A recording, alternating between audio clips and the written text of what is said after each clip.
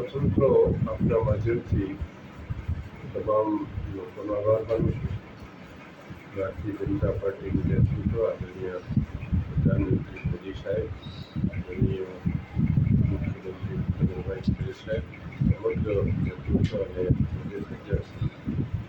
તમામ લોકોનો ખૂબ આભાર માનું છું. અને દિવાળીના સફળમાં દિવસો છે એટલે એ પ્રસંગે પણ આપણા માધ્યમથી તમામ લોકોને દિવાળીની શુભેચ્છા પાઠવું. તેની આગવી પરંપરા માટે જાણીતું છે અને એ પરંપરા ગુજરાતે છેલ્લા 25-30 વર્ષથી આત્મસાત કરી છે અને એ જ રીતે ગુજરાત આગળ વધી રહ્યું છે. કામમાં ગંભીરતા હોવી જોઈએ, બાકી તો વ્યક્તિ તરીકે સહજ રીતે જીવવું જોઈએ.